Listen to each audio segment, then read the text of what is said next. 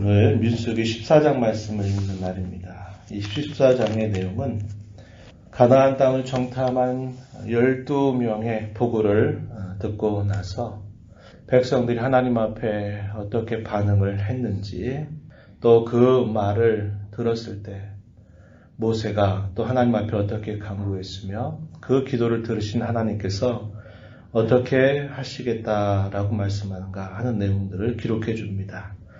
어제 읽었던 13장에서 40일 동안 각 지파의 한 지휘관씩 하나님께 부름을 받아서 그들이 가나안 땅의 형편들, 그 땅에 사는 사람들이 얼마나 강한지 약한지, 또 그 사람들이 얼마나 많은지 적은지, 또 그 땅의 토지의 형편은 어떠하며 수목이 많이 있는지 없는지, 이런 여러 가지 일들을 살펴보라고 하는 명령을 받고 40일 동안을 정탐하고 그들이 돌아왔습니다. 돌아와서 그 땅의 모든 형편들을 보니까 하나님께서 약속하신 말씀대로 그 땅은 젖과 꿀이 흐르는 땅이다라는 면에서는 그 모든 지휘관들이 다 동감을 하고 있습니다. 그러나 그러한 일들을 어떠한 시각으로 바라보느냐 하는 면에서는 두 가지로 갈라졌습니다. 갈렙과 여호수아의 경우에는 봐라, 하나님께서 약속하신 대로 그 땅은 젖과 꿀이 흐르는 땅이고 그 땅을 우리가 차지하면 된다. 우리가 함께 진군해 가자. 이런 보고를 하면서 백성들을 독려하는데, 그러나 10명의 지휘관들은 어떤 보고를 하느냐. 그 땅을 살펴보니까 우리는 그들 앞에서 메뚜기같이 참 연약한 존재에 불과하다. 우리가 그 땅을 차지하지 못할 것이다 라고 하는 보고를 하게 됩니다. 이런 말을 들었던 이스라엘 백성들의 반응이 어떻게 나타납니까? 1절 말씀 보면은 온 회중이 소리를 높여 부르짖으며 백성이 밤새도록 통곡하였더라, 이렇게 말합니다. 왜 그들이 통곡하는가? 우리가 그 땅을 들어갈 수 없다면 도대체 어떻게 해야 되는가? 지나온 시간들이 다 허사였는가? 이런 생각도 들었을 것이고, 우리가 그 땅에 들어가는 순간 우리는 다 사로잡힐 것이고, 우리는 그 땅을 차지할 수 없겠다, 이런 생각을 갖게 된 것입니다. 그래서 이 말을 들은 이스라엘 백성들의 분위기가 통곡과 눈물로 밤새도록 울었다라고 이렇게 표현을 해줍니다. 지도자들의 말, 이것이 지도를 받는 사람들에게 어떠한 영향을 미칠 수 있는지 우리는 이걸 통해서 잘 볼 수 있게 되죠. 어떠한 상황들을 잘 직시하는 것은 필요하지만 그 상황을 과연 믿음의 눈으로 바라볼 것인가, 아니면 현실적인 그 일로만 바라볼 것인가 하는 것에 따라서 똑같은 상황을 바라보는 시각이 전혀 달라지게 되죠. 이스라엘 백성들은 긍정적인 태도보다도 부정적인 생각에 사로잡혀서 밤새도록 통곡하게 되었다고 가르쳐줍니다. 그러면서 그들이 모세와 아론을 원망하게 되고, 이 모세와 아론을 원망하는 것은 곧 그를 세우시고 그를 통해서 이끌어 가신 하나님을 원망하는 죄가 되는 것입니다. 그들의 이 불평이 어떻게 표현되느냐, 2절 중간에 보니까 우리가 애굽 땅에서 죽었거나 이 광야에서 죽었으면 좋았을 것이다, 이렇게 말합니다. 왜 우리를 그곳에 있을 때 불러내서 이 지경까지 만들었는가라는 그런 원망을 하게 됩니다. 사람이 아무리 힘이 들고 아무리 상황이 어려워도 해서는 안 될 말들이 있는 것입니다. 그런데 하나님께서 그 백성들을 애굽에서 인도하여 내셨다라는 이 사실을 대단히 강조하시고, 그들과 언약을 체결하시면서도 그들이 어떻게 살아가야 할 삶의 원리를 말할 때에도 하나님께서 그 원리에 따라서 이야기하는 겁니다. 애굽에서 너희를 건져낸 여호와 내가 너희에게 말한다. 너희는 이렇게 살도록 해라. 내가 너희에게 이렇게 해줄 것이다 라는 말씀을 하신 것인데, 가장 근본적인 말들까지 막 쏟아내게 된 겁니다. 왜 우리를 애굽에서 불러내서 이러한 지경에 이르게 했느냐라고 말하는 겁니다. 우리가 이 땅에 성도로 살아가는 삶의 원리는 하나님께서 저와 여러분을 구원하셨다라는 것으로부터 모든 것이 시작이 됩니다. 우리가 거듭난 신분을 갖게 된 것, 하나님의 자녀가 된 것, 그의 백성이 된 것, 이것은 예수님을 통해서 우리에게 이루어진 이 구원으로 시작된 모든 일들입니다. 우리가 이 땅에서 몸된 교회에 속해서 주의 교회를 위하여 봉사하고 섬기는 그 근본적인 시작도 구원으로부터 시작이 된 것이고, 우리가 살아가는 삶의 모든 것이 구원의 원리로부터 시작이 되건만, 자신이 살아가는 그 삶의 어려움 때문에 차라리 내가 구원받지 않았다면, 예전 내 마음대로 살고 싶은 대로 살았더라면 차라리 나았을 것을 이렇게 말한다면, 이것은 구원하신 그 하나님을 모욕하는 것이고 반역하는 태도가 되는 것입니다. 이스라엘 백성들의 이 원망과 불평이 거기까지 간 것입니다. 이러한 말을 하면서 그들은 뭐라고 말하느냐? 한 지휘관을 세워서 다시 우리의 읍으로 돌아가자, 이렇게 말을 퍼뜨리기 시작한 것입니다. 이 말을 들은 모세와 아론이 어떤 태도를 보이느냐? 온 이스라엘 백성들 앞에 엎드렸다라고 이야기합니다. 엎드린 것은 그들의 그 사악한 말들, 그 반역의 말들에 대한 한없는 슬픔을 그렇게 표현한 모습일 것입니다. 여호수아와 갈렙은 어떻게 하느냐? 자신들이 입었던 옷을 찢고서 온 회중들을 향하여 진정시키며 다시 이렇게 말하는 것입니다. 7절 이하에 보면 우리가 두루 다니며 정탐한 땅은 심히 아름다운 땅이다. 여호와께서 우리를 기뻐하신다면 우리를 그 땅으로 인도하여 들으실 것이고 젖과 꿀이 흐르는 땅을 우리가 차지하게 될 것이다. 다만 여호와를 거역해서는 안 된다. 그 땅 백성들을 두려워하지 말자. 그들은 우리의 먹이에 지나지 않고 그들을 보호하는 보호자들은 이미 그들에게서 다 떠났다. 그러나 하나님 우리와 함께 하시지 않느냐. 그들을 두려워하지 말자. 이렇게 그 백성들을 독려하게 됩니다. 그러나 이런 말을 들었던 이 백성들의 이 원망은 잦아들지 않았을 것입니다. 그러자 하나님께서 마침내 그 백성들 가운데 임하시게 됩니다. 10절 말씀, 온 회중이 그들을 돌로 치려 하는데 그때의 여호와의 영광이 회막에서 이스라엘 모든 자손에게 나타나시니라. 그 모든 상황을 마침내 하나님께서 나타나셔서 이야기를 하고 계신 겁니다. 도대체 언제까지 너희는 나를 무시하고 멸시하겠느냐?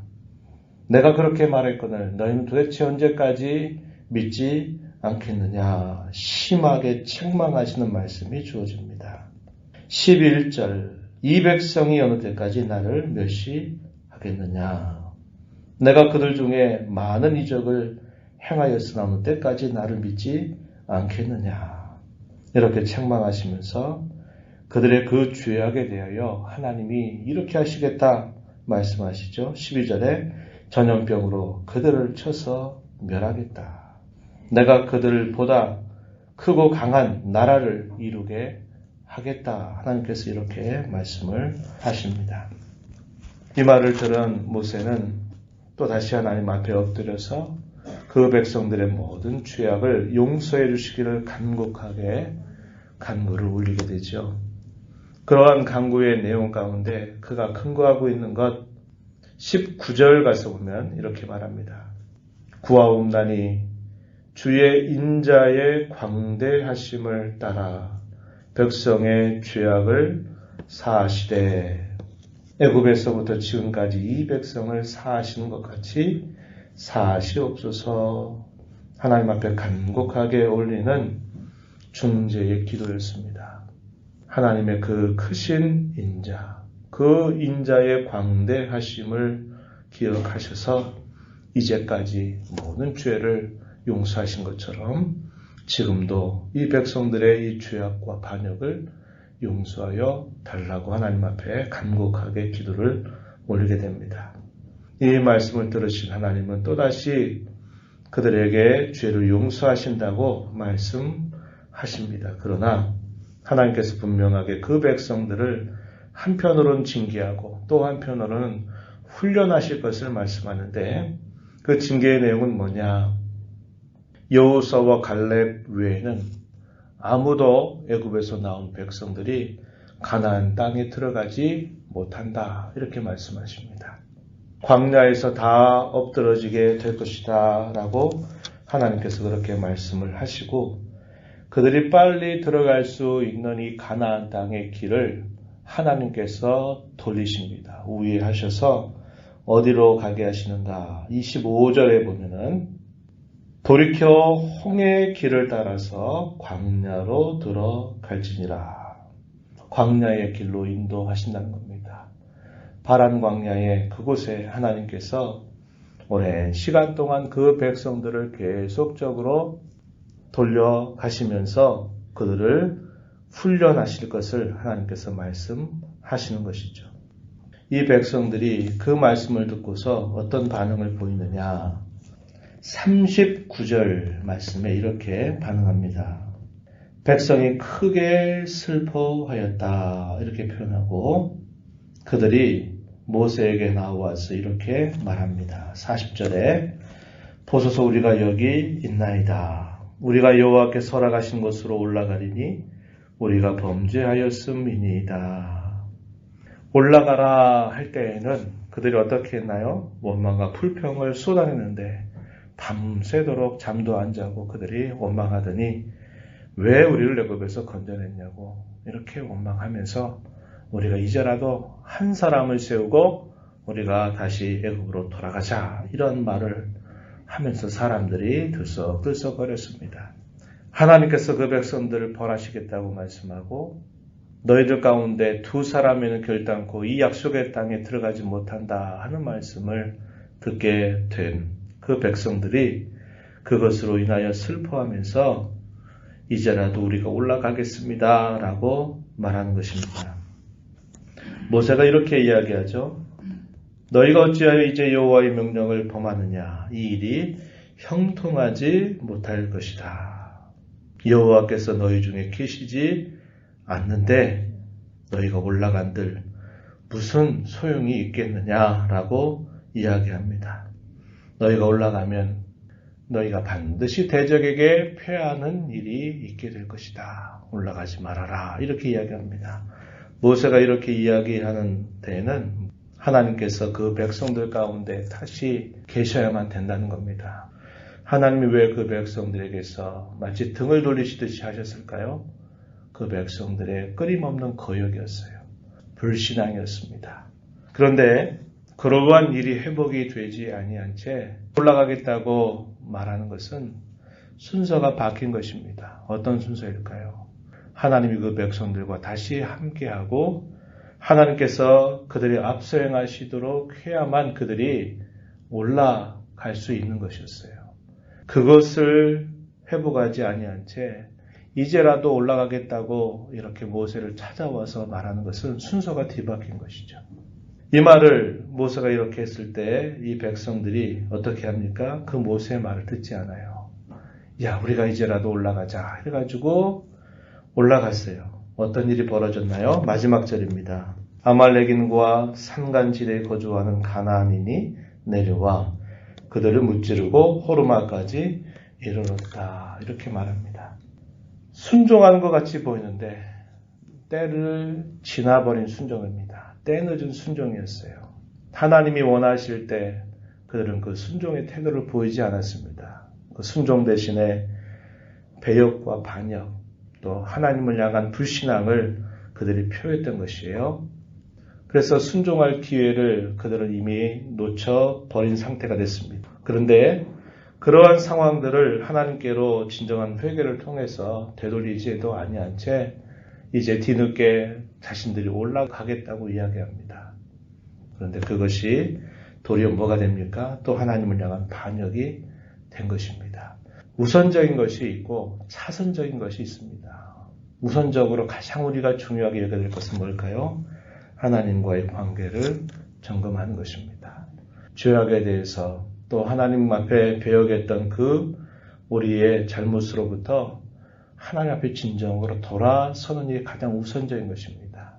이것을 하지 않은 채 겉으로 순종하는 신용을 하게 된다 할 때는 그것이 회복이 되지 않은 것을 우리가 배우게 되는 것이죠. 오늘 저와 여러분이 이 말씀을 읽어가면서 우리가 하나님을 의지하고 하나님을 순종하는 그 길이 우리가 하나님을 섬기는 진정한 자세임을 다시 한번 마음에 기억하면서 우리가 하나님을 섬길 수 있는 기회, 또 하나님의 말씀에 순종할 수 있는 이 기회를 최선의 때로 여기면서 하나님을 진실하게 섬겨가야 함을 배우게 됩니다. 이 말씀을 마음에 간직한 자로 또 이 하루 우리 남은 삶을 주 앞에 살아가게 되기를 진심으로 바랍니다.